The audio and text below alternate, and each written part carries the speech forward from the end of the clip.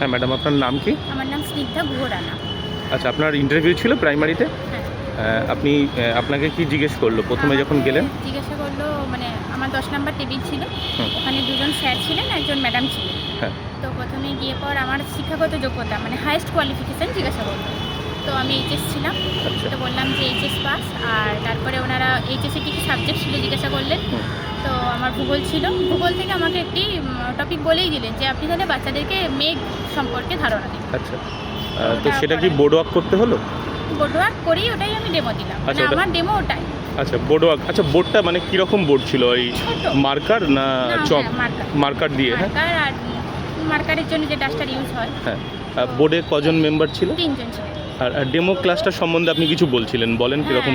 Demo ওই তো বললাম যে মেঘ সম্পর্কে বাচ্চাদেরকে ধারণা দিতে বললো। আচ্ছা। আমি দিলাম, তো একটু দেওয়ার পরে বললো ঠিক আছে, মানে ওনারা হয়তো স্যাটিসফাইড বা কিছু বুঝলাম না, অত বেশি বুঝতে পারিনি যে ওনারা ঠিক আছে আপনি চলে আসুন।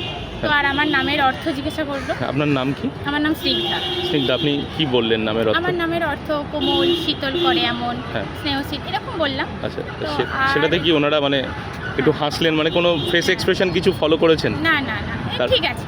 আচ্ছা, তারপরে? আর মানে আমাকে কি কোয়েশ্চেন করবেন ওনারা খুঁজে পাচ্ছিলেন না, যেহেতু আমার সাবজেক্ট মানে আমার এই যে সাবজেক্ট নেই। হ্যাঁ। আর কিছু টেবিলের মধ্যে ওই ক্ষেত্র ছিল আয়তঘন এরকম টাইপের, ওইগুলো দেখিয়ে জিজ্ঞাসা করছিলেন যে এগুলো। আচ্ছা, আর এমনি মানে শিশু মনস্তত্ত্ব সম্বন্ধে কিছু জিজ্ঞেস করেছে? কিছুই না। আপনার ডিস্ট্রিক্ট সম্বন্ধে বা ইন্ট্রোডাকশন? আর কোনো কোয়েশ্চেনই না। এইটুকুনি হয়েছে। ঠিক আছে, ঠিক আছে। আমাদের চ্যানেল বেঙ্গল গুরুকুলের তরফ থেকে আপনাকে অনেক শুভেচ্ছা এবং আপনার সাফল্য কামনা করি আমরা।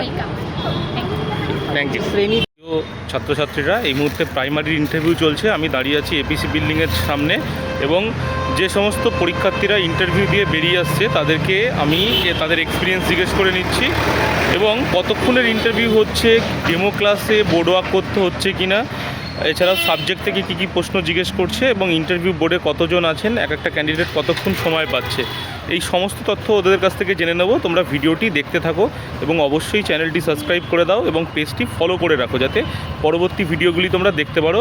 আমরা পরপর প্রত্যেকটা ভিডিও দিতে থাকবো।